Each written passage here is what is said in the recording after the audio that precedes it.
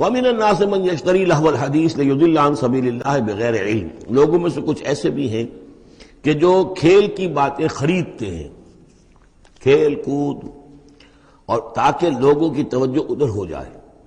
اور یہ باقاعدہ کیا ہے. نضر بن حارث جو رؤسائے قریش میں سے تھا، اور اس شخص کا معاملہ یہ تھا کہ یہ حضور کے شدید ترین مخالفین میں سے تھا. اس نے یہ کیا کہ یہ لوگ جو ہیں، چونکہ عربوں کے اندر ذوق تو تھا، ان کے ہاں اچھے شاعروں کی بڑی قدر تھی، خطبہ ادب جو ہے، فصاحت و بلاغت جو ہے اس سے ان کی دلچسپی تھی، قرآن مجید کی فصاحت اور بلاغت انہیں اپنی طرف کھینچتی تھی. وہ چاہتے تھے کہ یہ لوگ سنیں ہی نہ. تو وہ کہیں سے شام گیا اور وہاں سے کوئی گانا گانے والی ایک لونڈی لے آیا جو بہت اچھا گانا گاتی تھی، اور اس کی محفلیں اس نے منعقد کرانی شروع کر دی تاکہ لوگ آئیں یہاں پر اور یہ اس میں مگن رہیں اور رات کا وقت وہاں لگائیں تو دن میں سوئیں.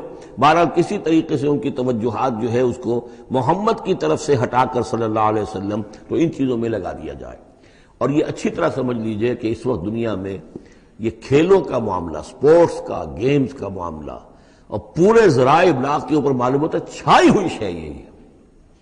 ٹی وی کے اوپر تو معلوم ہوتا ہے کہ دنیا کی اہم ترین شے جو ہے وہ یہ گیمز ہیں، ان کے ٹورنامنٹس ہیں. وہ وہاں ہو رہا ہے، یہاں ہو رہا ہے، وہاں ہو رہا ہے، یہاں ہو رہا ہے، یہ ٹینس کا ہے، یہ فلاں کا ہے، یہ تیراکی کا ہے، اور یہ گیم. اس لیے کہ اسی کو دیکھتے رہو. جو بھی وقت کوئی فارغ ہے، ظاہر بات ہے کہ کہیں ایسا نہ ہو کہ کہیں بیٹھے بیٹھے کہیں اچانک خیال ہی آ جائے کہ بھئی سوچے انسان میں ہوں کون، کہاں سے آیا ہوں، کہاں جا رہا ہوں، زندگی کا مال کیا ہے، مقصد کیا ہے.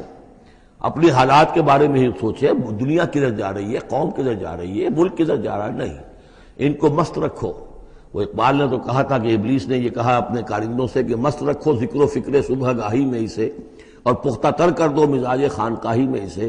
اس سے اگلی بات ہے کہ جو آج دنیا کے ابلیسوں نے جو ایجاد کی ہے کہ یہ کھیل کود، اسی طریقے سے یہ ایکٹرز، یہ ڈرامے، اور پھر ان کے ایکٹرز اور ایکٹریسز کی زندگیاں اور ان کے جو بھی سکینڈلز ہوں، جس طریقے سے کہ ان کو دنیا میں پھیلایا جا رہا ہے تاکہ وہ نوجوان نسل بھی بس ان دلچسپی میں پڑی رہے.